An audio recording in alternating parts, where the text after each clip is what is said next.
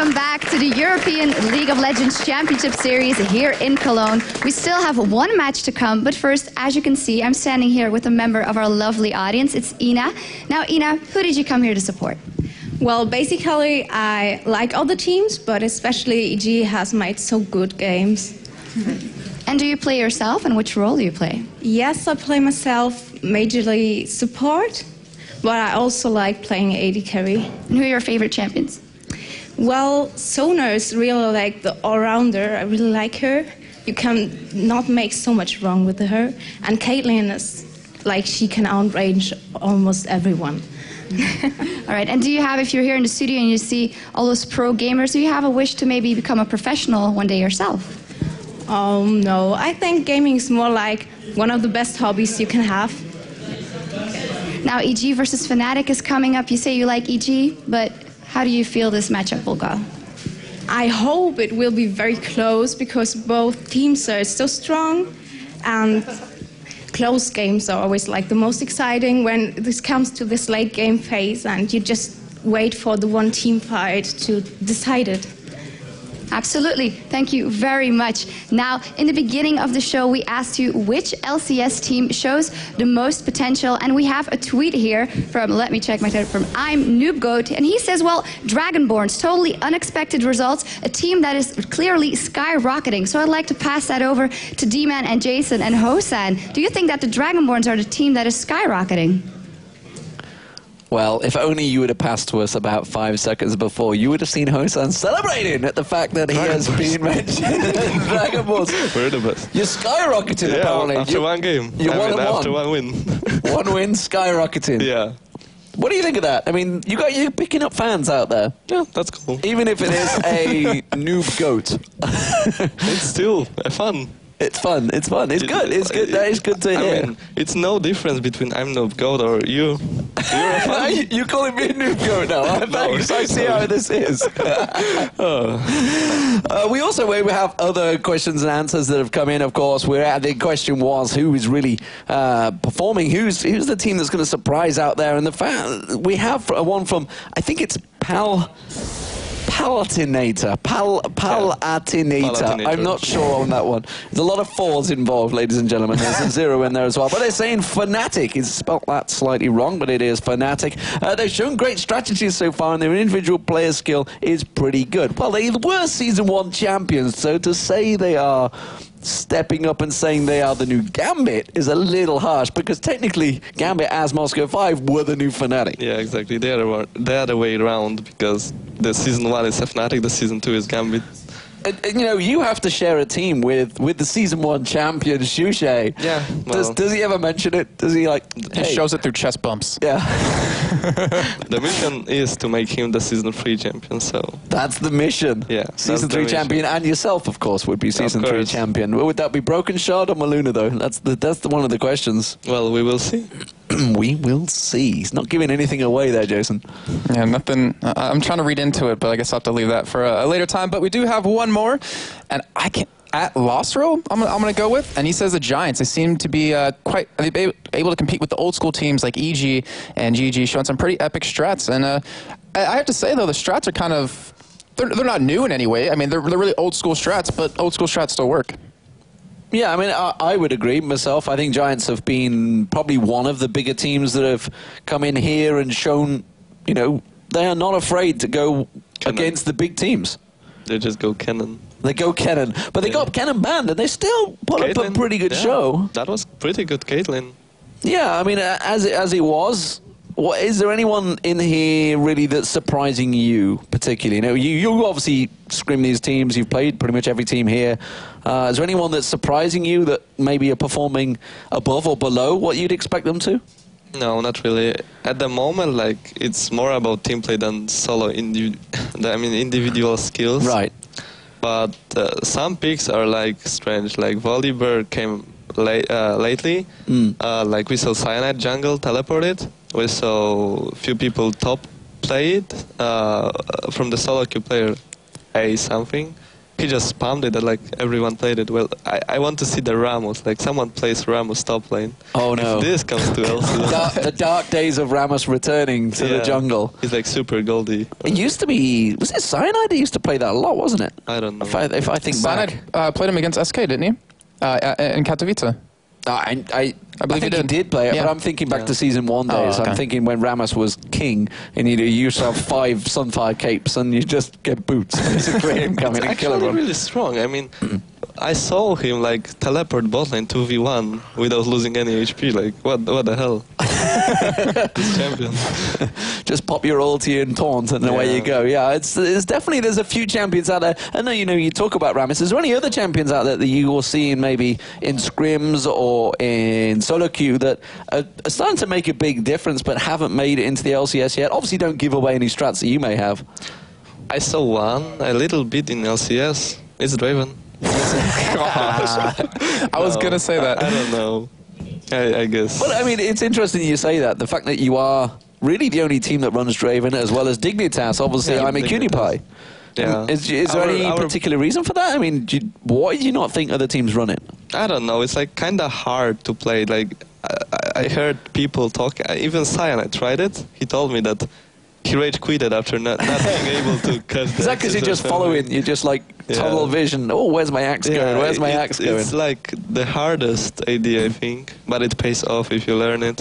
And I remember hearing Candy Panda talking about it last week, basically mentioning the fact that it's actually, he didn't think it was very good because it tells the opposition, well, you're going to go and walk here, you're going to walk here, you're going to walk here, so they can telegraph and maybe do something against you. Yes, because if you don't know it perfectly, you will just, like, I catch axe, I have more damage, okay? I catch axe, I get like Varus, Leona, Syndra. Something will happen as real last game.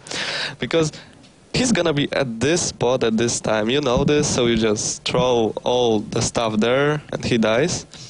You just can't focus on axes so much. You have to read the situations like, can I get that axe? Will it put me in danger? Yeah. Every second you throw in this thing. Like late game, you should just throw it back each time and like back off a bit, go in, back off a bit, go in, and catch every axe like this. Not like you're gonna jump into the turret with flash to get. Yeah, I need my axe. I need my axe. That's probably the issue that us mere mortals have. We just tunnel vision on these things, and There's something about catching them, though. It's just beautiful. I got my axe. Oh wait, yeah.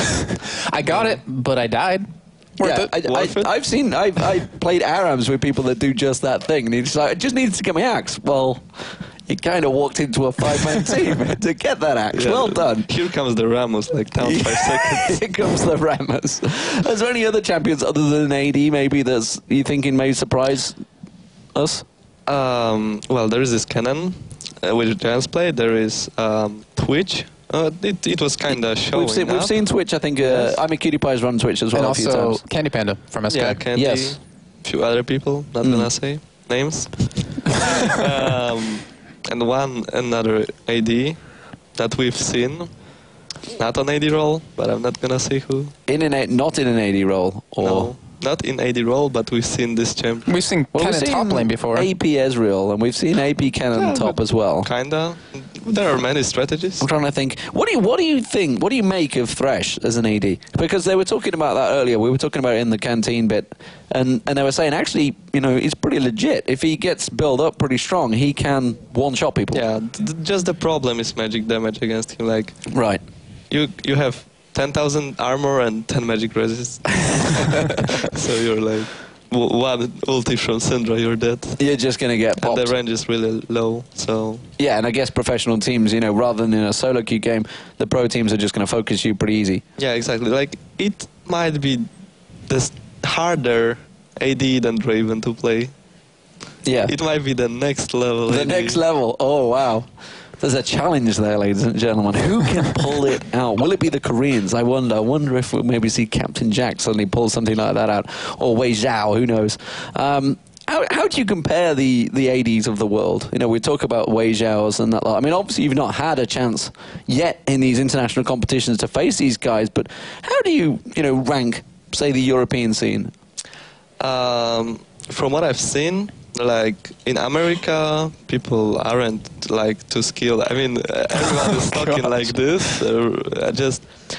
We don't know how it will work in NA versus EU. Yeah. But from what I've seen in Korea and just Asia, it's not that they're really much better. They just have control of the team fight. They just remember who used what, and they can just position themselves against that. They're aware of the cooldowns. I've seen the plays with like Sivir, with Cleans, with her shield, with the Banshee. Yes, that was Captain Jack. I think, that was Captain Jack. So just one CC off, one CC off, one CC off. It's like immortal and does so much damage. And then with his ultimate running, he's just like, I got because this is what this game is about, the position and then reading the team fight. And knowing the positions. And we actually saw the interview, I think, last week with Gambit.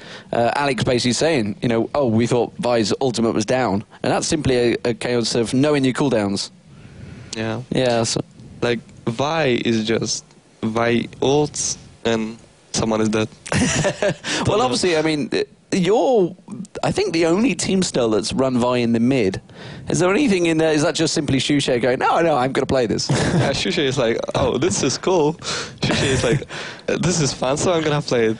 I don't care if it's good or bad. And then he's going to master it, and it's going to be bad. It's going to master it, it's going to be bad. It's going to be good. It's going to be good. Not sure if Freudian slipped there or not, but the next team's coming up. It's, of course, Evo Geniuses versus Fnatic. These are two pretty much of the top teams in Europe right now.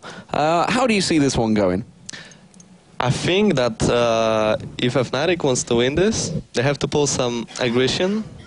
As we saw EG playing passively, mainly in bot lane. On top lane, they kinda aggressive.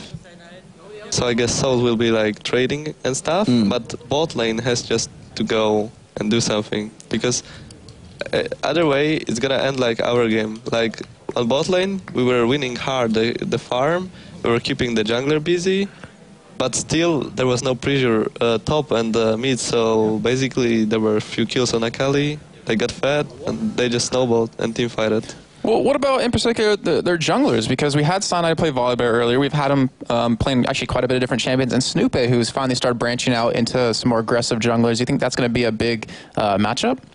Yeah, I think this match will be the most interesting one today. Like, the second one was kind of cool, because Nono was caught, Bjergsen was caught, like one-shotted. It looked amazing, like you get 5 ultis on your face and you just die.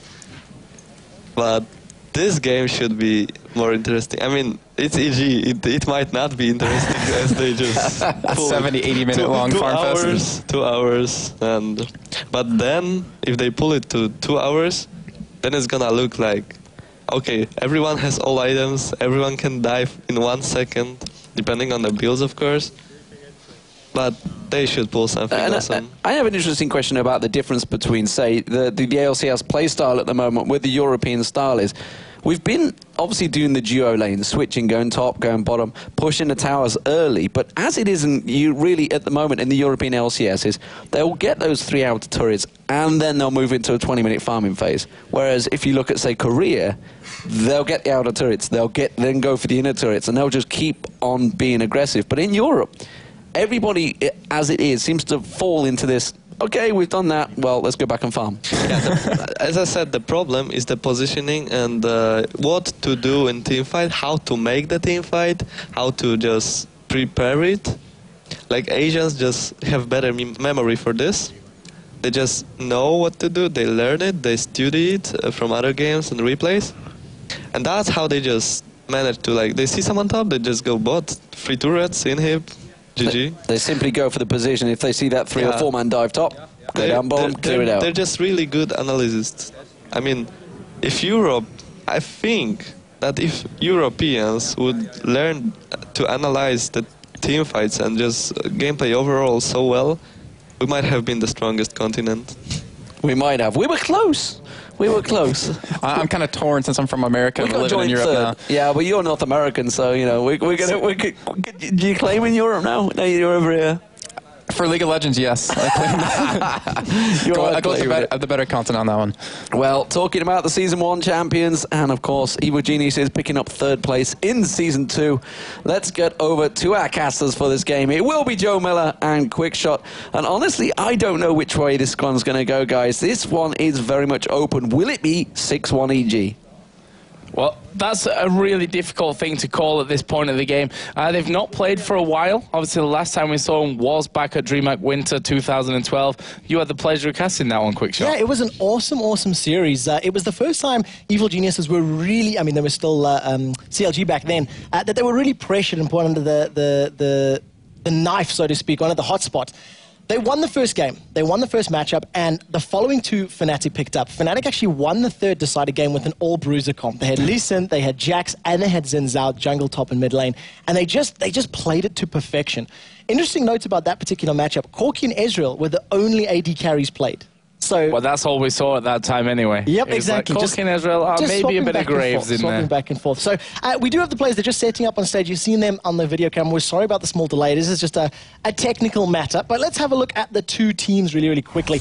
Pull up the rosters. It is, of course, CLG. Oh, I did it. You see, I did it myself. Evil Geniuses on the blue side. Wicked, Snoopy, Froggen, Yellow Pete, and Crepo. And of course, Fnatic, we've seen them already in action today. So has Cyanide, Xpeke, Yellow Star, and N-Rated. So 2 top quality teams, 2 of the top teams in the world without a question here. We've got Fnatic with a 3-1 record, and we've got Evil Geniuses with a 5-1 record. Obviously, Captain Obvious over here. They've only lost 1 game each, but the question is, can Fnatic make that step towards the top of the table and put themselves in EG, or will EG go 6-1 and be the real dominating force? Well, Fnatic at the moment, they've just moved into their team house. I believe they got the internet installed on Tuesday. So leading up to Tuesday, over the weekend off, they had the ability to prep, to theorycraft, and to devise a strategy. Let's have a look at the Fnatic players right now and actually see how they run down. It is, of course, Peke. He is the highlighted player that we've picked for right now. In the previous matchup against the Wolves, he ran that flash teleport Katarina, and he's the big playmaker. You know, every time Fnatic need him to dig deep and pull something out the bag, he does so. Ridiculously photogenic guy is Xpeke in this picture. He looks so happy all the time, actually. Maybe that'll change here by the end of this game, who knows. But yeah, a very strong side here are obviously Fnatic, Yellow Star and N-Rated. We've talked about them before. I think Demon touched on it earlier as well, the fact that these 2 played together in Against All Authority back the last Intel Extreme Masters World Championship, when we really saw that Corki Leona lane he was back there, but we got the pleasure again of seeing Leona with N-Rated already today, and he is really a master of Leona. So let's have a look at Evil Geniuses then and see how they line up. Again, we've picked out that man in the middle, Froggen. It's really hard to say something that we don't already know about Froggen. He's such an amazing player. They have to aim bans at him the entire way through, and I'm really interested to see how the bans actually go in this game, because, you know, Thresh being brought in today for the first time here in Europe, I think adds a lot to the ban and pick phase, because at the end of the day, you know, if all goes to plan, really, Thresh is a support. That's a support ban that you've got to focus on there. The question is, against someone like Froggen, do you ban out Thresh and then, you know, Anivia? Or, there are so many options left open then if you go for that Thresh ban. But we know, if you read Reddit, you'll have seen that video most probably anyway of Crepo with his 1v2 Thresh. Where do the bans lie in this game? It's really difficult, and I think it's going to show now how much preparation Fnatic have put into this matchup, because they did have a bye last weekend. So they had the ability to watch some of the Evil Geniuses matchups. I mean, we had Peke on the analyst desk, so he was watching with a very keen eye, you know. Although I'll add it here, not as keen as Hosan, who's actually got his notes out here to write down the bans and the picks for each team. So he's actually doing he's a bit of a double agent here, getting to watch the games, but also scribbling down those picks and bans for future reference when Dragonborns come up against these teams. I mean, it's what you have to do. We were saying it earlier in the show that, you know, we caught up with Snoopy on Thursday evening for the NA LCS, and we were chatting and saying, you know, what do you think about, you know, all different things? What can we look at as casters to give a richer experience to our viewers? And he just said the amount of preparation and work that can go into these level ones. You know your opponent. You know which side you're on. You have a wealth of games to draw from. You can watch the early games. And I went back to watch some of the Evil Geniuses start-offs, and they almost always invade the Wraith camp as a 3 or a 4-man unit, put an early ward down, whether it be green or pink, and just get that full vision. But they do it as a group. And the question is, does Fnatic know that? Do they know what Fnatic has done in their last 3 or 4 games? The amount of mind games that go on just in this early pressure. Yeah, you can almost guarantee there'll be a pink ward with Crepo in there. If they have a sniff that there's a ward down, that pink will go down as well. They've done it pretty much every game that we've seen it so far. But let's have a look at the 2 AD carries who will surely be instrumental here in today's game. Yellow Pete, of course, for EG. A lot of people say he never does amazingly, but he never does bad. He's super solid. I'd almost disagree with that one in terms of the, never does super well, because he does. Never does really bad, I would definitely agree with, because he is very, very solid. Yellow Star, we know how good this guy is. We've seen him in a couple of different lineups. He's the one that's qualified twice, actually, coming in here into the European LCS. So he's got a wealth of experience, especially with his support player there, Enraged. Not that Yellow Pete doesn't experience with Crepo, obviously, but just to add that in there. And these 2 players are surely going to be instrumental today in, who gets forward and who can carve out that early lead to finish. Well, touch on the stats just a little bit right now. Yellow Pete, an average KDA of 5.2. He's only played 2 champions. It's either been Varus or Caitlyn. And that has been comboed with either a Lulu or a Sona. That's the only 2 champions that they've run in that bot lane for Evil Geniuses. Over on the other side, Yellow Star, we've seen a couple more champions being played. Misfortune, Cogmore, Caitlyn's been thrown in there. His KDA, 3.1, and quite a big difference in terms of their gold per minute, 307 to 368. To be fair, though, Evil Genius's games have been significantly longer. So he's surprised. He's had the ability to farm for a longer period of time, earn that gold up. So it's a little bit of a skewed stat, but it does show, 50, 60 gold per minute. If the game goes that long, Yellow Pete could get his lead in that regard. They've also had more games up until now as well, when you look at their average gold total. Don't forget, guys, you can find all the statistics over on lolesports.com. Don't forget, if you've not caught up with the games in North America or in Europe for the past days and weeks, don't forget to hit that spoiler button at the bottom to stop everything being spoiled for you when you go down there and look through all the statistics.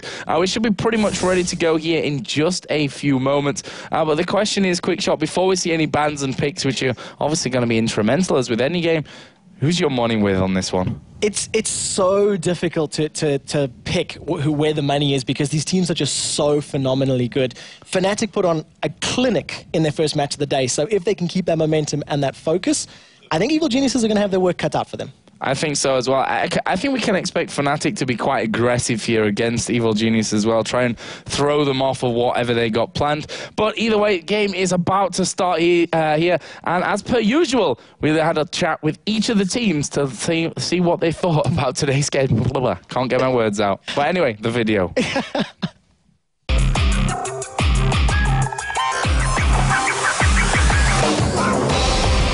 We have practiced them a lot. We have been doing like 50-50 on the screens. They win, we win, they win, we win. So they're a tough opponent, but we have played so much that I think it can go either way. It's gonna be about who's more signing that day. So either way, I think is what we gathered from that one. They'll flip a coin, and whichever side it lands on could be. But either way, it's going to be an amazing game. I mean, EG versus Fnatic. All the all the signs are there. Hopefully the stars align if the snow clears for a moment here in Cologne. That this should be an amazing game. The thing about this particular matchup as well, both teams have the ability to theorycraft, to step away, to think, what can they do? If they do this, we'll do this. And on the other side of the coin, you'll have Evil Geniuses going, well, we think Fnatic will think, we think they think. It's going to be one of these situations where each team will obviously put a lot of work and a lot of thought into this matchup. And who is going to come out above with their back and forth in terms of planning? So who thinks what they're thinking is the right thinking of the thinking? You lost me with that one. Well, I was lost after two thinkings. That's the problem. But you might be right. That, each team, when you theory craft, it's like, okay, they think that this is going to happen. Exactly. But that's maybe not what we're thinking. Yeah, you're right with that. It's a very hard one to figure out. And as you said, Fnatic have had the internet since since Tuesday, finally in their house. So they've been able to put in that extra legwork coming into this matchup against Evil Geniuses. But we are into Champion Select now. The bans coming thick and fast. No time wasted here between EG and Fnatic. So far, we have a Vi ban for EG. Lux banned out there by Fnatic. Kassadin banned out by Evil Genius. We all know what XPK can do with Kassadin. Xin Xiao banned out there for EG as well. I mean, we've seen how good Cyanide is in the jungle. We know how strong that Xin Xiao is in the jungle. And a Caitlyn ban there as well coming out for Evil Geniuses. And the final ban from Fnatic was, in fact, Thresh. So this is something that was a talking point that we brought up right at the beginning of the day. We actually caught up with Crepo and said, well, what's going to happen? What do you think is going to be in there? What's going to work? And what Crepo did actually say was, if Thresh gets banned, I'm going to pick Sona. And you can see its first pick, insta-lock. He's got that support locked in. They haven't revealed their cards. Evil Geniuses have played so many different champions already these last 2 or 3 weeks. On the other side, though, we see Enrated. He's going to be rocking his Blitzcrank, and everybody knows how powerful Enrated is on that electric golem. Well, it's like, come on, guys, if you're not going to let me play Thresh, then at least let me play Blitzcrank. At least let me have some hook ability in this game. And he has gone for that one. Obviously, Kayle locked in there as well for Fnatic. At the end of the day, the beauty of Kayle right now is can go pretty much anywhere. Can be filling a lot of different roles. We saw, how powerful that Kayle ultimate is. I say we've seen that more than one time over the last few weeks. Right now, EG sat with a Renekton. We know how good the Wicked has been with Renekton, and also with Shen, where he got his Bricked name, but the Renekton was where it really stood out there. He's played it 3 times, and he's won 3 times with that Renekton with an 11.3 kill-death assist ratio, which is just phenomenal. That's something that's so scary. He's not only playing a champion that he's extremely comfortable with, we know how solid he is in the top lane. I was reading a tweet that he sent out earlier saying, I'm so happy to play against Soaz in the top lane again. I hope he doesn't run to bottom lane. So they're getting a little bit of bait, a little bit of taunt coming out there, but some very exciting picks, because it does look like Leona's been locked in, and Leona was used in the jungle over in NA. So Leona jungle, it's slow clear time, but extremely powerful ganks. Could this be the jungle champion for Fnatic? Well, it could be. It could be Jungle Blitz. I mean, look, it could be Jungle Blitz as well. So we're left guessing. More importantly than us, forget about us, Evil Geniuses are now like, where are they going to go with this one? What are they going to go for? There's a Volibear, which doesn't surprise it. I never thought that I'd be sitting here saying, oh, there's another Volibear in the jungle. Doesn't really surprise us at this point. And guess what? They didn't ban out Nivea. Immediately locked in actually before the Volibear, and I seen Snoopy was actually practicing Volibear on his stream earlier in the week, getting to grips with it, wrapping his mind around it, and trying to pick this composition up. I imagine this is going to be a jungle Leona, and the reason I think that Blitzcrank is a really good counter to Sona. In those early levels, if you can grab her, it's pretty much going to be an insta-kill. With a little bit of damage from double up and some DPS coming down from those impure shots, it's going to reduce the healing. It's going to be a very easy kill if those hooks can get landed. My question here is now, if that's going to be a Kayle in the mid lane, my assumption is this might be the top lane that's going to be picked in. This is my guesswork right now. The Enrated, the look of focus, chatting to the rest of the team. And I think they're even deciding where they're going to go. Maybe this is going to be Kayle top then. Maybe. Blitzcrank top, Leona top. They're obviously going to be switching around here. That's going to give us a bit more of an idea for this one. Right now, Soaz is running Ignite Flash. He's just switched to that, and it looks like he's going to be playing this Blitzcrank in the top lane.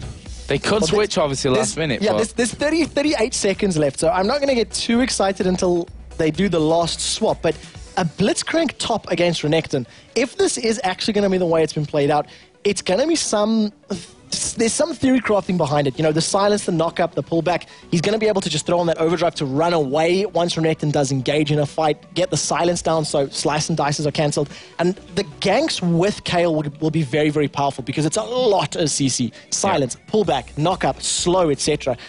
8 seconds left on the clock. We're going to see if this does get swapped out, but potentially double teleport, Blitzcrank top lane from Fnatic. There's Snoopy looking as focused as ever, and it's looking like it will be that Blitzcrank in the top lane. No last-minute switches coming out. Fnatic, it should be noted in there as well, are running double teleport in the top and the middle lane. A complete map focus. You can... This is just the players chatting at the moment. I'm sure you can hear it on the stream, talking about Volibear, talking about... Yeah, we have picked a teleport, that's what I mean. Here we go, talking about the teleports to play. It's great to actually listen in and hear the players at Cyanide there just chatting about how they're going to pick these engagements. It's so difficult to see how this is going to work, and I think Froggen's going to have to be on point.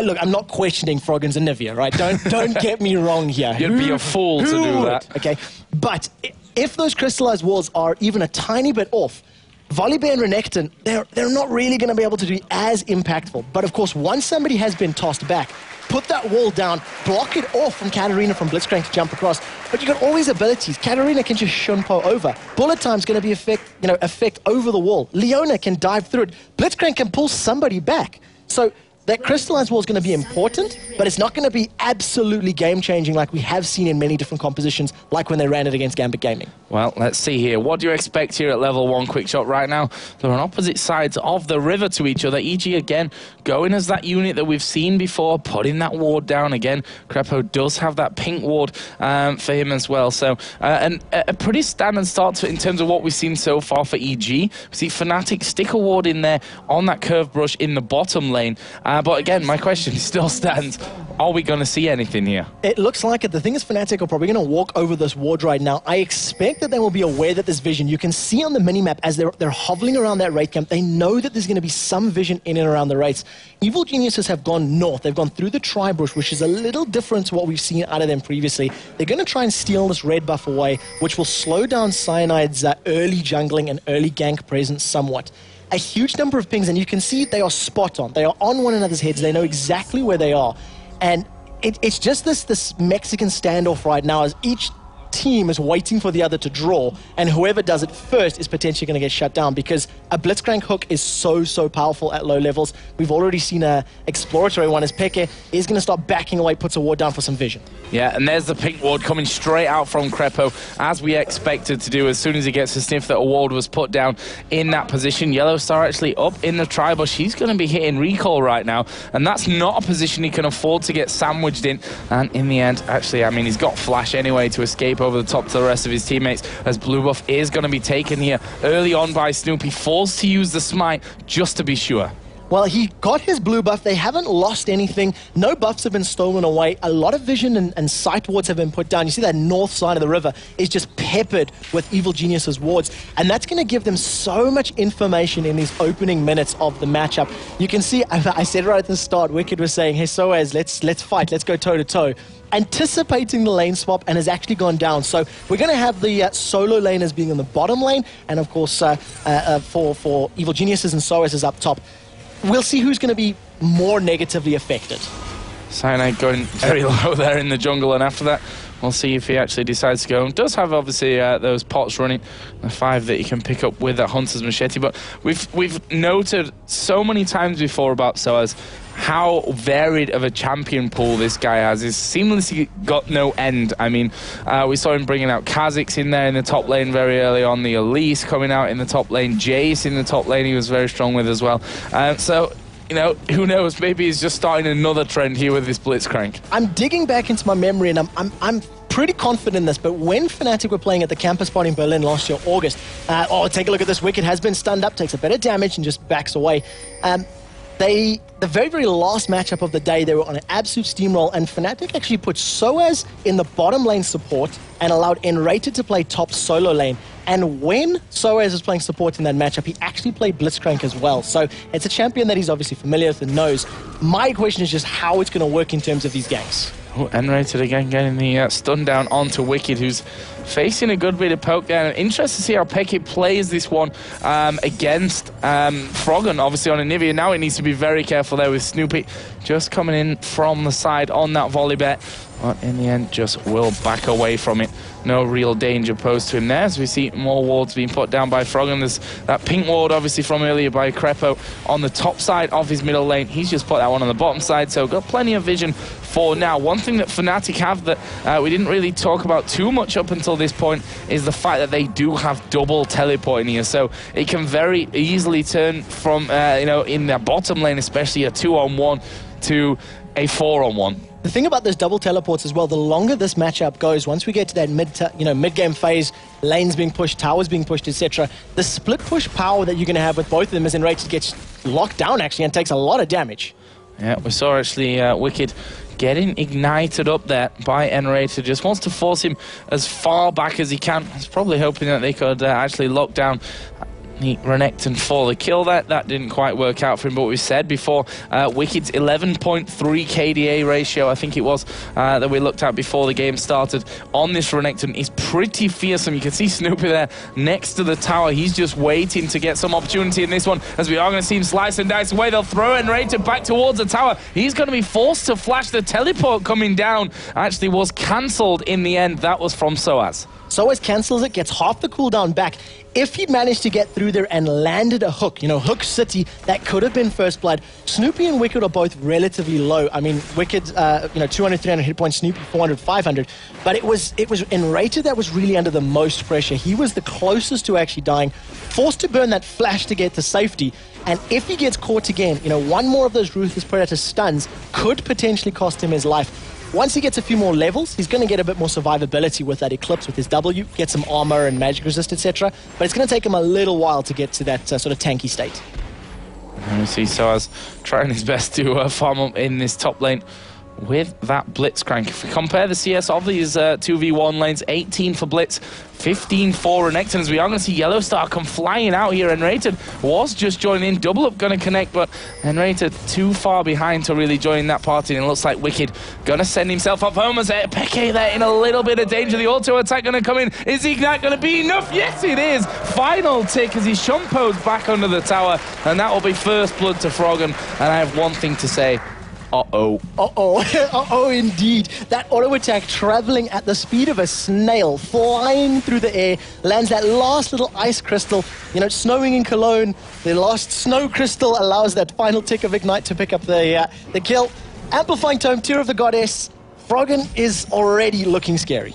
Yeah, and still, I know so many teams ban out Anivia against Froggen, and when we don't, we generally see him doing amazingly well on it. So I still think it's a ban that you have to do. I still think it's a ban that against Evil Geniuses should be standard for every single team. I'm from Fnatic's point of view, sure. I feel free to prove me wrong on that one. I in a way hope that they do here, because that might open up a bit more Anivia for Froggen in the future. He's always saying in interviews, my Anivia is not that strong, but I think that's more of a bait.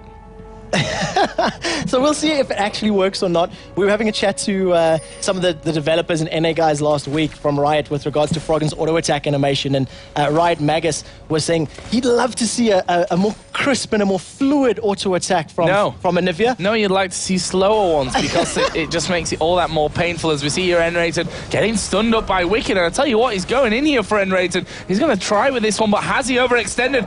And Leona goes back in there, not able to pick up anything, and there's the beauty of that ultimate. Ignite was not available for Wicked. If it was there, Ignite and a couple more ticks of Dominus may have actually been able to pick up a kill, but that's a 1 versus 2 Renekton winning those exchanges. 1 versus 2, going deep and picking it up. We've done a lane swap. They sent Wicked back up to the top lane. Fnatic anticipated it, seen it coming, and they've responded with a lane swap of their own. They do not want to have the Blitzcrank versus Renekton 1v1 right now, and we'll see how it pans out. Even with first blood on the cards, Fnatic are even on gold. They are keeping up in terms of the cash, and that's quite impressive, because CS-wise, it's pretty much bang on even across the board. Yeah, really close one right now, as again, Peke just get in there to harass Froggen, who does have that blue buff now.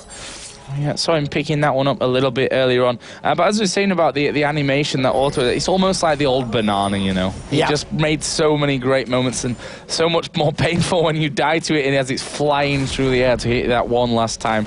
But yeah, I mean, I still think that Anivia, I think it's going to come back to bite Fnatic. The mechanical skill and knowledge of Froggen, as we were discussing and talking about, he's like, no, actually I wouldn't like that.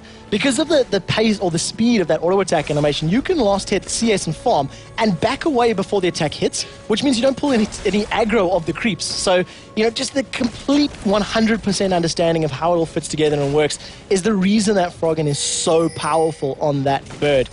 Up in the top lane, you could see that Cyanide was sniffing around, moved towards trying to set up a lane gank, but fortunately Wicked is just too deep, too far out of range, and unfortunately decides to back off. And we've just had a relatively slow start to this matchup.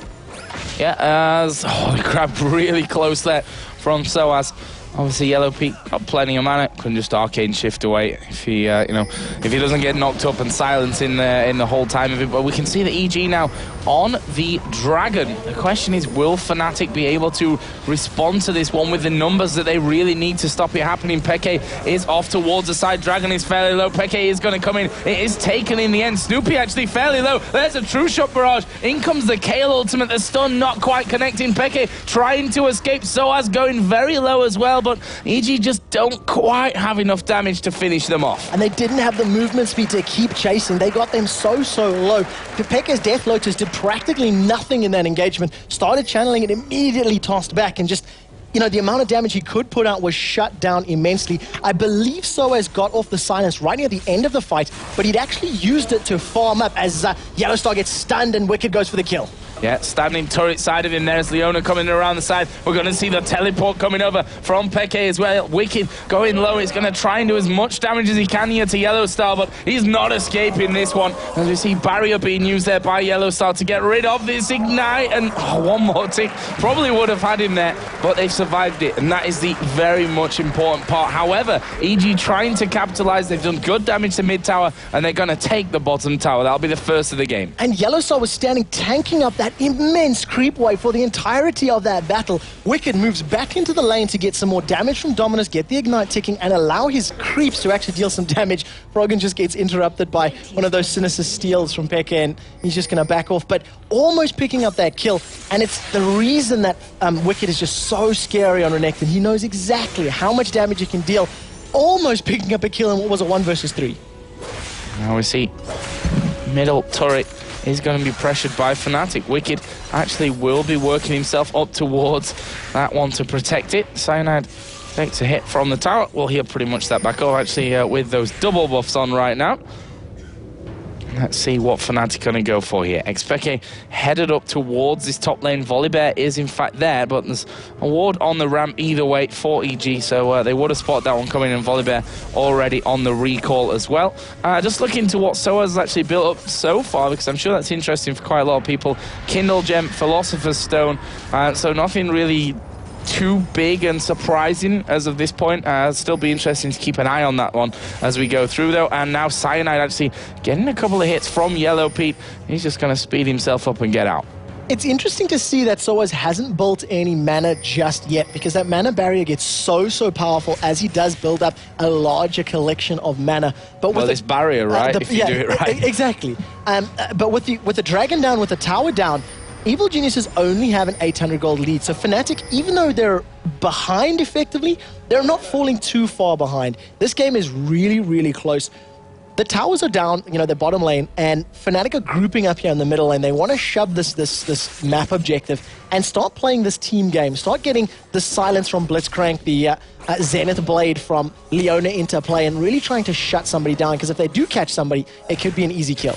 Look at those wards just around the corner from each other. Like, almost on top of each other, but out of sight. The interesting one about that.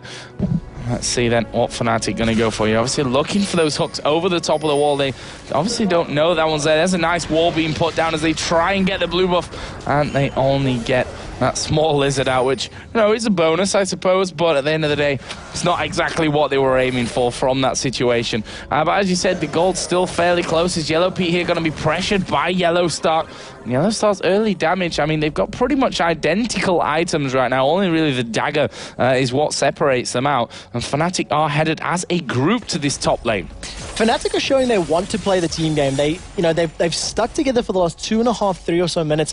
They literally trying to push down the middle lane, didn't really have the creeps to do so, and now they've decided they want to put some focus in this top lane. But 3 members of the Evil Geniuses are there to defend it. True Shot Barrage to clear out the wave. They're going to get a little bit of damage down. Yellow Pete's been caught. There's no shield at Daybreak. Finally comes down. Solar Flares up, but a great crescendo from Crepo. Yeah, but is it going to be enough? The grab coming in onto Snoopy. He's pulled back in there. That's 2 kills. Will it be more? Xpeke obviously getting helped out there. Getting the assist in for that one. He goes in towards Crepo again. I think he felt it was a trap the way he was recalling in the middle of the lane like that. In fact, it wasn't. Crepo is going to go away, but Fnatic will pick up that outer turret in the top lane. That will bring them even now in turrets. Obviously, their bottom lane went And they've picked up that top one. Peke going to be headed home again. In the meantime, Blitzcrank had to just head off Wicked, who was pushing that bottom lane up towards the inner turret. Yeah, forced to use the teleport. The entire time that fight was going on, Wicked was just, AFK farming, pushing that wave down. He's already got a 20 CS lead. Giant's belt in his back pocket. Got some money to spend. But after that Zenith Blade landed and, Yellow Pete used his arcane shift to put some distance between himself and Enrated Leona, I thought, okay, good, he's got away, he's safe. But no, Enrated showing why he's considered to be one of the best Leona players. Flashed in, landed the Q, the Shield of Daybreak, stunned them up, and then right on top of it, Solar Flare. So Ezreal was completely stun locked and could go absolutely nowhere. See that Fnatic got a good hold in terms of ward coverage on that top side of the EG jungle. We'll see what plays that can bring them in the near future. Dragon is up in just 40 seconds time, so we'll see if Fnatic will be ready for that one. They actually have a couple of pink wards down there on that bottom side by Dragon, so really trying to gain the vision advantage on that side of the map. Yellow Star is actually in the top lane right now, and with 20 seconds to go, we'll see if Fnatic can hold onto that one, especially with the fact that Froggen is in here. They're going to get the stun down onto Soaz. Soaz has been caught. Overdrive is on. He's trying to get away. The slow is there, and we just see Peke just backing away with the Shimpo. Soaz was caught. They didn't exactly all in. True Shot Barrage still available. Wicked wasn't too close in terms of diving in there, but it just felt like poke. Evil Geniuses didn't want to pick an engagement. Dragon is up, and we'll see whether or not Fnatic can challenge. Oh, Froggen just about avoiding everything there as a pull comes in, but that could actually be disastrous as Peke gets right into the middle. Snoopy and Crepper both very, very low here. Neither of them finished off just now as Cyanide will go down. Snoopy is still low. Yellow Pete will actually flash there to try and get away from this one, and that's not going to be a chase coming in for Fnatic. That was a 1-for-1. You can see how low both teams are after that engagement, though. The great focus from Evil Geniuses. They put so much damage down into Peke, which meant even though he got the reset, he was too low to carry on fighting. He couldn't dive back in there with the Shimpo, even though the cooldown was available. So forced to back away, and that hook, even though it landed, it was probably the worst target. It grabbed Wicked. He just went, oh, I don't need to flash in to carry on with this fight. I'll just throw on my ulti, put some damage down.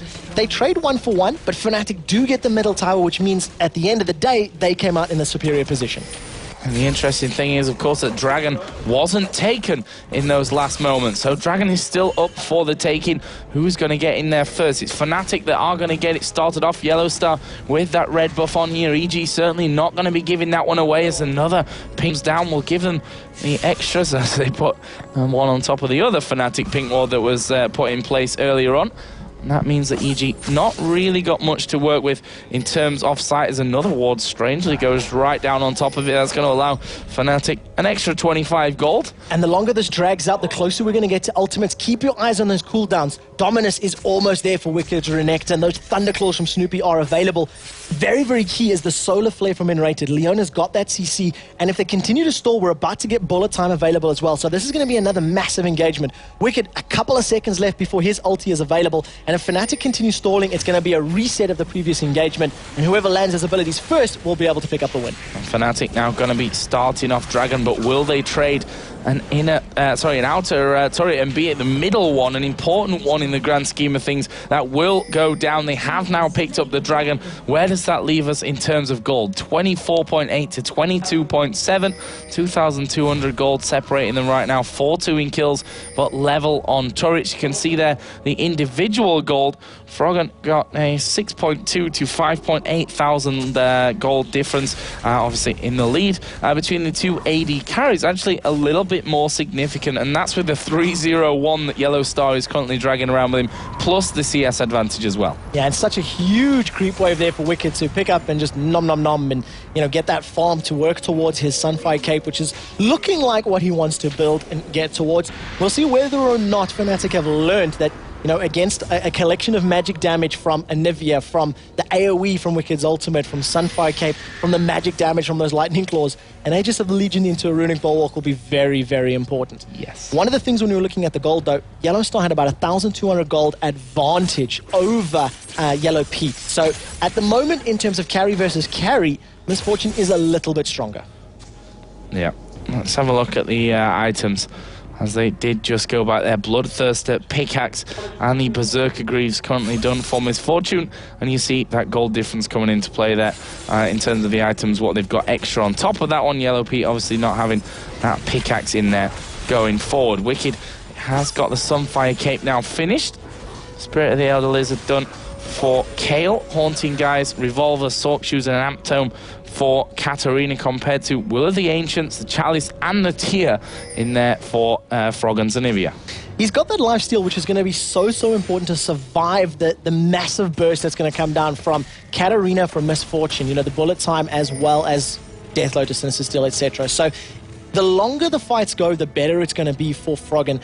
In terms of itemizing an Anivia, you never know what he's going to build, because he's used pretty much every single item as Yellowstar's been caught. Yeah, we are going to see Enrated go in. There's the bullet time coming down as well. Froggen going to get egged right in the middle of the team. He is a dead man from that one. And what a pickup. I mean, Yellowstar was caught on the other side of the wall, didn't really react to it whatsoever. And he was like, well, you come get me. And that's exactly what happened in the end. Fnatic picking up a vital kill in that one. And without that Anivia, it's going to be really hard to control with his minions coming in, how Fnatic push on this tower. And as you can see, they start to back off. So important. And as Misfortune got caught, I wondered, why was the intervention being used so early? You know, Cyanide dropped his ulti onto MF as soon as that began, and it ended up saving her. She's got no damage on her at all. The rest of Fnatic just collapsed. The shot caller, oh, take a look at this. Yellowstar's gone so deep. Forced to use the barrier. They try to focus Yellow Pete, but he manages to get to safety. Peke going in there, though. He's going to finish off Yellow Pete here. That's going to give him the chance to jump over. He jumps over to the wall, uses Q, which will land, finishes off Sona. Shumpo's out again, showing his skill there with that micromanagement play. And the question is now, what is Fnatic's next move? They will back away from this one, knowing that they've done a great job of picking up a couple of kills here and there, plus that inner middle turret, but they're not done just yet. So as coming around the side, can he land the hook? In the end, doesn't go for it. I stand to be corrected, but I believe Enrated is the primary shot caller when it comes in-game in terms of calls and whatnot. And I tell you what, he is on point. Those last two engagements saying, go, as soon as Yellowstar got caught, netted them a kill and a tower. They carry on fighting. I initially thought, Yellowstar, what are you doing? He dives into the lane, throws on his barrier, and it was full-on bait. It was the biggest carrot that you could dangle, and the evil geniuses took the bait, cost them, you know, another day.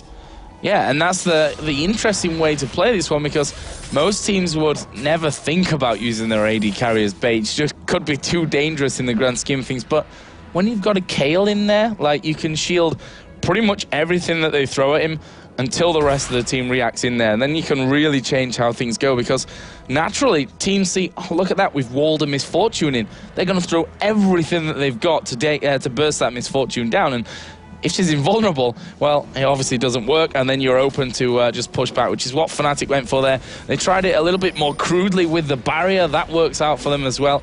But we'll see how that goes here in the future. I'm sure EG wising up to that old trick. Well, I'm taking a look at the team compositions, and I'm having flashbacks to DreamHack Winter, where, you know, in the series they were playing, Game 1, Evil Geniuses won. Fnatic were playing sort of a standard comp in that regards. They lost the game. Game number 2, Peke was playing Diana, and he was simply impeccable. He did not make expeccable. You know, he was expeccable. I like that one. And he sort of carried the team to victory. Game number 3, you could see Fnatic going, all right, what do we do for this matchup? And they did something a little different. I mean, the Bruiser meta was really coming into its own at that time, but Jax, Xin Zhao, and Lee Sin, they just threw all 3 of them at them. That's how they managed to beat Evil Geniuses. This matchup, they've thrown Blitzcrank into the solo lane. It's something we don't see. It's different. It's a bit oddball. But it's 0-0-6. You've got, you know, Yellowstar 5-0-2 at the moment. They're playing their oddball composition perfectly. And Evil Geniuses just seem a little unsure how to deal with it. You know, how do you survive a Blitzcrank hook when you're pulled into 5 members?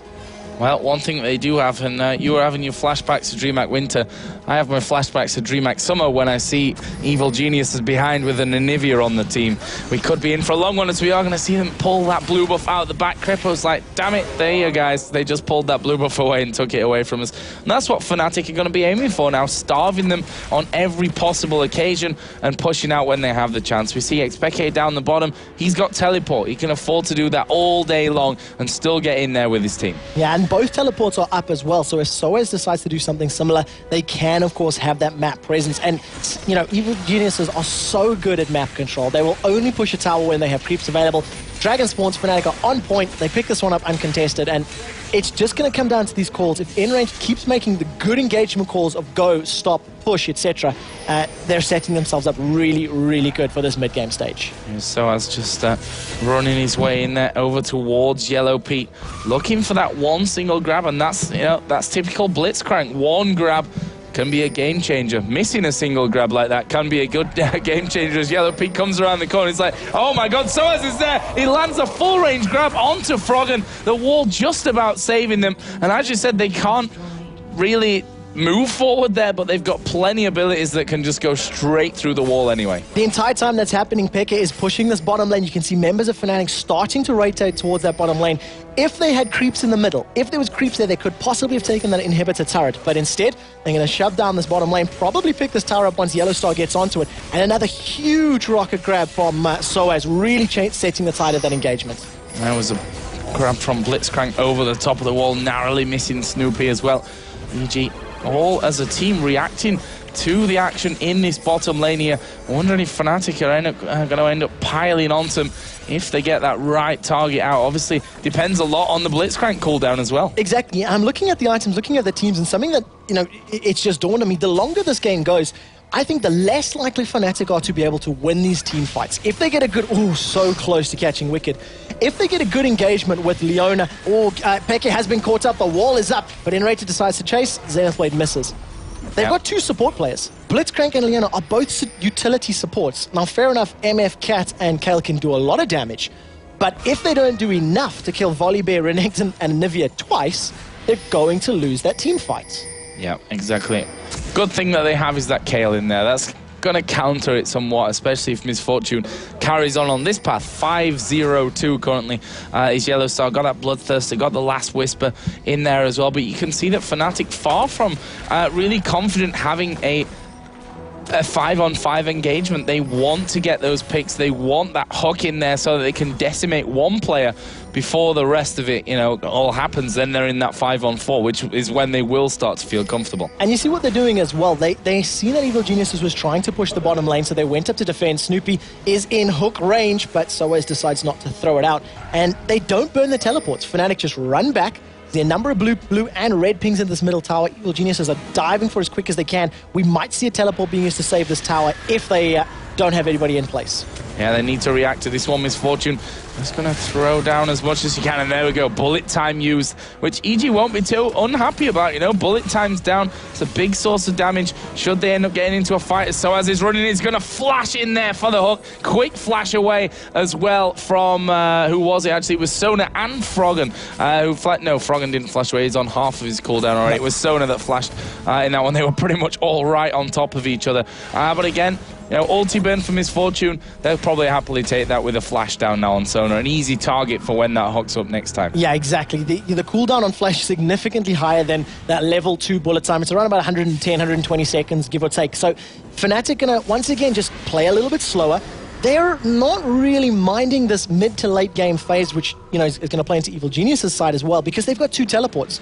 They're going to have the ability to answer this split pushing. I'm loving the different items that you can see here from the 2 different teams. Runic Bulwark has been picked up by Soaz, so he's got that aura. He's going to have the magic resist, the armor, the HP regen, etc. And on the bottom there, Leona working towards possibly a Frozen Heart. I mean, a lot of armor, no boots yet either, which is something we're seeing more and more supports doing these days, but just really stacking that armor, stacking some HP, and just going to become a meat shield for her 3 carries to keep them alive. And in this patch, Frozen Heart got a slight, it cost more and 10 extra armor, I believe, overall.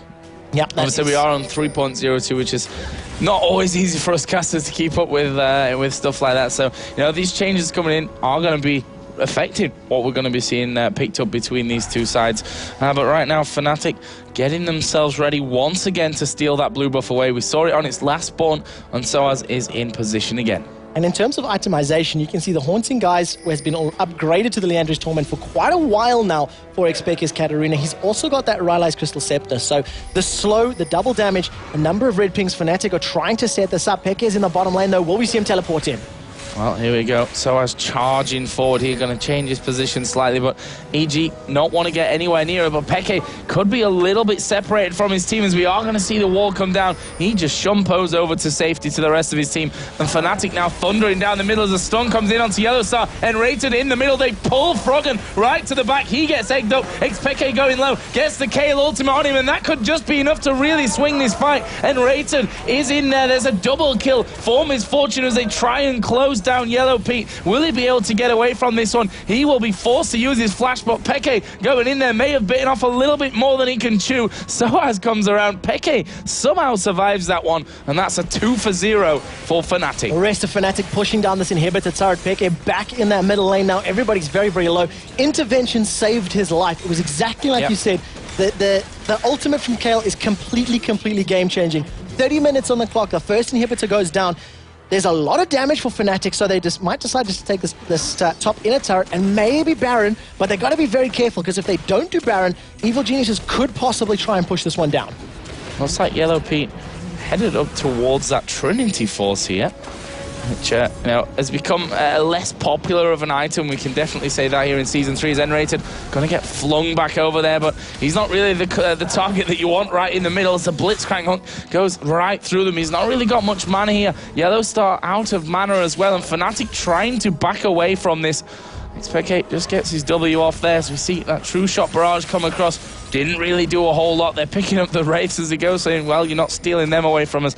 Well, EG trying to gain ground here, trying to force Fnatic off. Are they going to back away and have a go at Baron themselves? Ultimates are going to be available very, very soon. Solar Flare is there. Death Lotus is available. Bullet time almost. Evil Genius is thinking maybe it's a bit too risky. And look at that massive creep wave in the middle lane. They cannot afford to, you know, fight Baron, try pick that one up with all those creeps bashing on their Nexus sides. Crepo's been caught up. The slow lands. Peke is diving in. He's going to give up a kill. And with Crepo down, you have to think maybe Fnatic are going to try take Nasha. Yeah, and that was a little bit unfortunate for Crepo. You could probably say he should have gone a little bit further, but it was stood on top of a ward as well, which I suppose with Baron up there and the 31-minute timer right now, you should probably expect that there's going to be wards around there, especially since Fnatic got that inhibitor down, got those 2 outer turrets down. They're going to have control of the vision on that side of the jungle, as Froggen is also stood on top of a ward. They're going to go in towards his position, but will it be just a case? Yeah, there goes the wall. He knew that they were coming his way.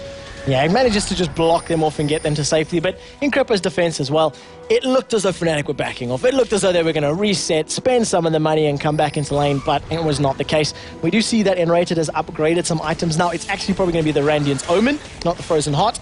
So he's going to be working towards that debuff, making sure that Renekton and Volibear are slowed, their attack speed is debuffed.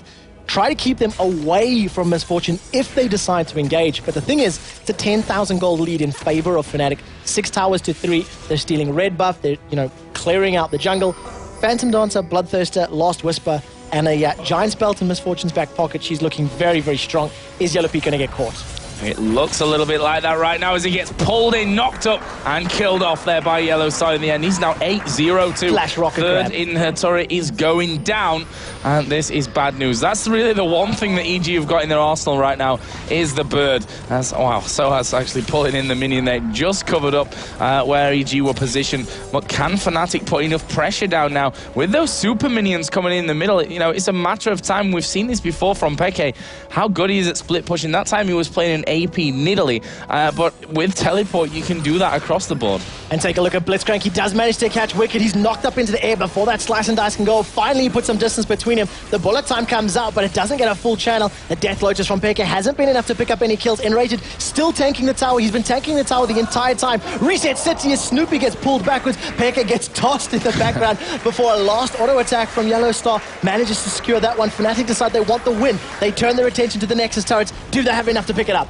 Well, first Nexus turret is going to go down. See there, Anivia trying his best, his Froggen, to stop them coming in. Gets a stun down onto Yellowstar, and lucky enough, because he could have ended up being finished off there. Fnatic are going to go in for the Nexus. Froggen going to get egged right outside of the fountain. Yellow Pete finished off. Katarina will pick up a double kill as he went into the fountain there. And there is the Nexus going down. Fnatic going to beat Evil Geniuses. What a game. They clearly showed they had a game plan. They executed it well. Congrats congratulations to Fnatic.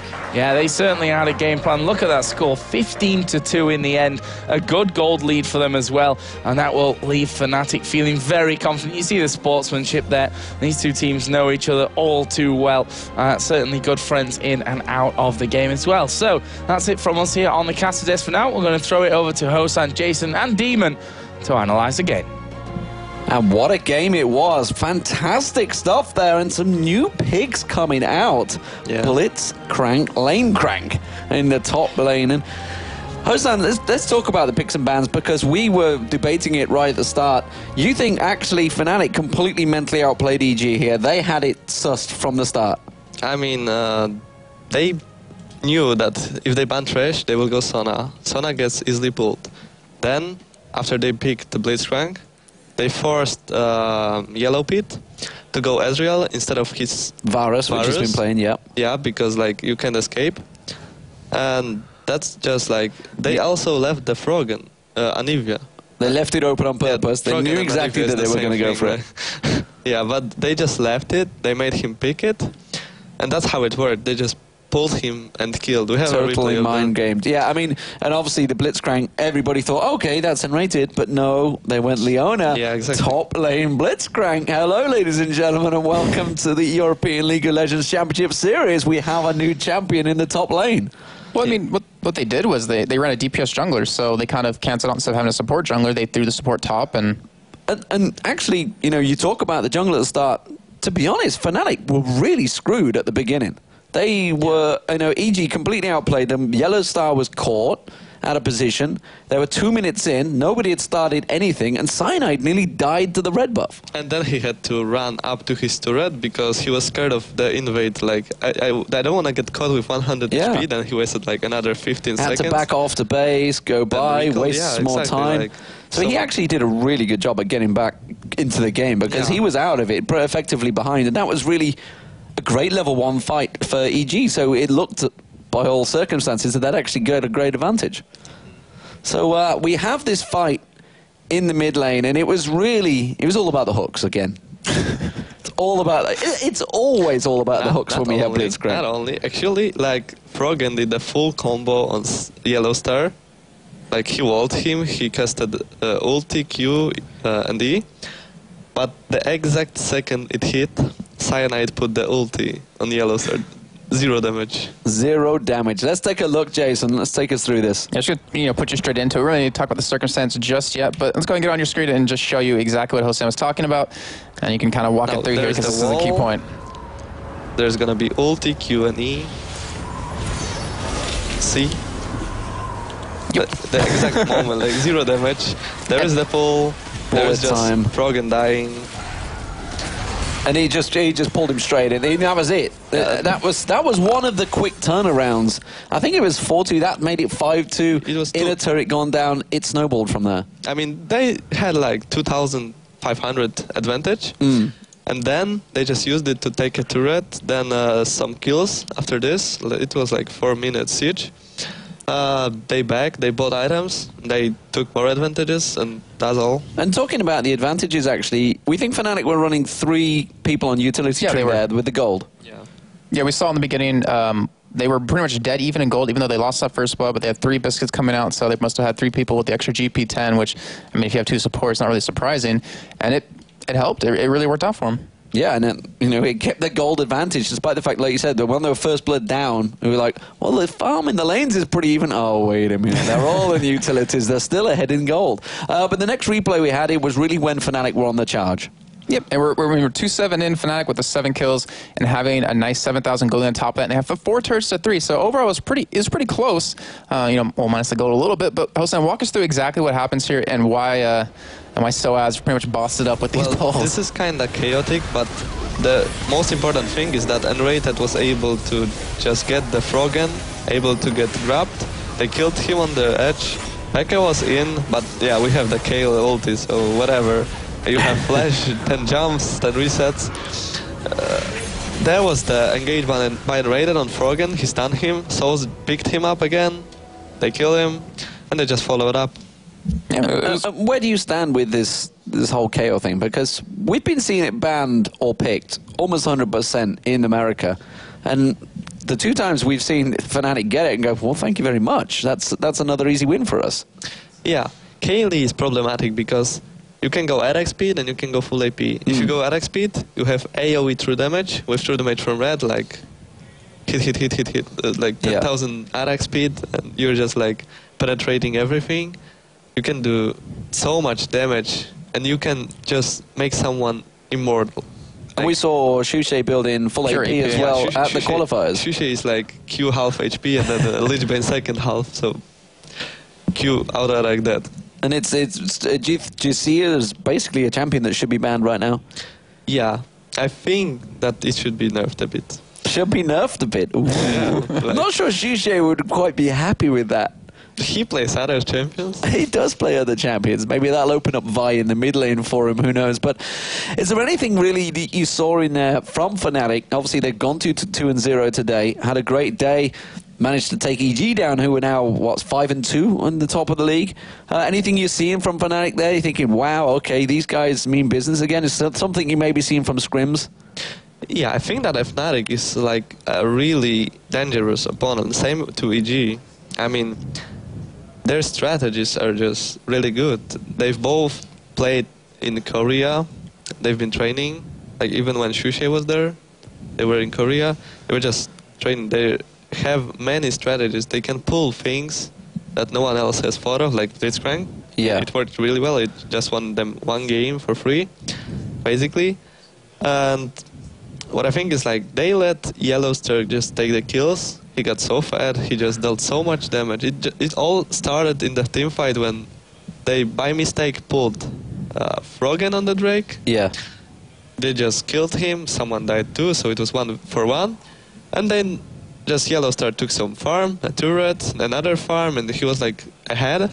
Then again, like pull from Blitzcrank or some other engage, another kill, and another. Just snowball from there, yeah. And ended with 9-0-5. And that was actually the point, that dragon fight that was very, very close. As you mentioned, if Miss Fortune, as in Yellowstar, had got flash available, yeah, if he actually could have cleaned up. He might have even did the quad or penta. I don't know. Like, they had much vision, but he couldn't follow up because of. I mean, his passive is really helpful in chasing, but what you can't do is you can't chase the Ezreal, because first of all, his Q will slow you. He had red as well, I think. It will destroy your passive and lower his cooldown on E, so he can jump away. Yeah. So he's faster even while casting skills. Well, there it is, ladies and gentlemen. We are going to go across to the main stage. We have an interview with a special guest from the winning team over with Shocks. Thank you. Yes, I'm here with N-Rated. Now N-Rated, coming into this one, a very interesting team comp. Did you think, well, we're going to run this team comp no matter what because it's good. We're not going to bother with counter-picking? Well, we kind of knew what EG is going to play since we know their play style and what heroes they prefer to pick. And we kind of gave them some heroes they wanted to play and just prepared for something that is good against their general play style, which is passive. We went for a double support plus hard initiate combo with 2 really hard carries with MF and Katarina. This means as soon as we grab someone, they need to engage, and as soon as they engage, we have kind of follow-up and counter-engage, so we can lock them for a long time, and in that time, Peke and Yellow will just clean up everyone, and if anything goes wrong, we still had Kayle ult. So we kind of predicted what they're going to ban, what they're going to pick, and in order to do that, we picked our lineup that we wanted to, and yeah, it worked. You sound like you have that strategy down perfectly. Are you the person that comes up with those as well? Not only. We kind of managed to find out what is OP and what is not OP, and then it comes to a general startup and how we start the game and everything, and that is it kind of decides between the games. For example, if we feel confident with a certain strat, we can pick it against anyone at any time. But against some teams, you just have to pull up something innovative or something extremely new. Okay. So against CG, that is the point. Is that the way to beat them? Play an innovative strat? You cannot really say you can beat EG like that. We managed to pick something they didn't expect us to pick, and we kind of played the play style we wanted to play, so it worked for us. It might not work for someone else because the champions we played are really fitting the personal characters of us. And I think you can pull something out against them, but you can pull something out against any team. Like, so I don't think it's only innovative, it's rather like solid play style. Thank you. Final question is, we've been talking about a lot about the AD carries and the importance. Of course, support's also very important. What would you say is the strongest champion duo bot lane right now for you? Support? No, the duo, both the AD and the support. There are a lot of strong lanes. For example, Leona MF is really good against passive lanes that kind of heal up or poke, because they cannot really poke one missed position and they get punished for it. But I think Sona plus any aggressive AD can beat basically any combo on bot lane if the enemy doesn't counter it by extremely aggressiveness. Just one more final question. Are you the favorites for the LCS at this point? Well, I cannot say that. I think everyone has to answer it themselves. I hope we have a shot at the first or the second place, since we can get directly into the playoffs, but it's never going to be safe. So we need to practice, we need to prepare, and every week's going to be a new game. Thank you very much. Okay, now let's go over to Joe and Quickshot one last time to take us through today's matches and take a look at the results. Thanks a lot, Shocks. So a really, really great day of action here. Obviously topped off there at the end with Fnatic versus Evil Geniuses. Trevor, what's your highlight of the day? It has to be the upset. I mean, upset's not the right word. You know, it has to be Fnatic beating Evil Geniuses.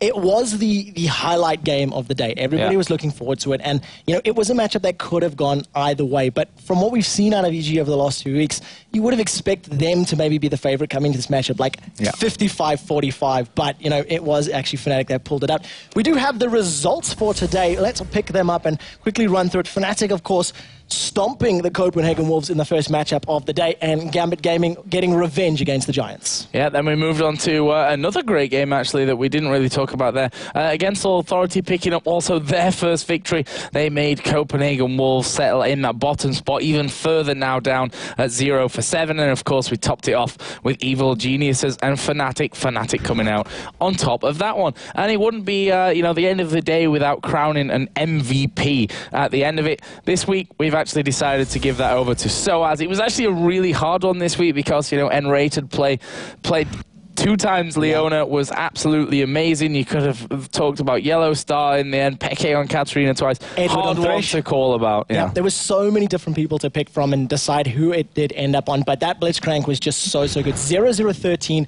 His KDA is going to skyrocket through the roof with that, and you know, it's just great to see exciting new picks in the meta game right now. Yep, and that's actually it for us for today here. Don't forget, you can catch up with all the latest news, the stats, find all the replays in VOD format over on lolesports.com. We also, for next weekend's, I just wanted to add this at the end, for next weekend's Super Day, obviously on Friday we'll be here Saturday and Sunday as well. There are still tickets available for you to come here into the studio, so you can check out the ESL website for that. But from us here, Quickshot and Joe, that's it for us. We're going to go over to Shocks for some final thoughts. Yes, what a great match to end the day here with Fnatic clenching a win. Also against All Authority grabbing their first points and Gambit getting their revenge over Giants. It's just the first day. That's all of it from us here in the European League of Legends Championship Series. But we'll be back with 4 more exciting matches tomorrow. We start the day off at 6 p.m. Central European Time. The first match will be Dragonborns against Giants, followed by Fnatic versus against All Authority, Dragonborns versus the Copenhagen Wolves, and we end the day with Giants facing AAA. Now, from me, D-Man, Joe, Jason, Quickshot, and Hosan, and all of the hard-working crew here in Cologne, we'll see you tomorrow from 6 p.m. Central European Time. That's 9 a.m. Pacific and 12 p.m. Eastern. Thanks for watching, and goodbye.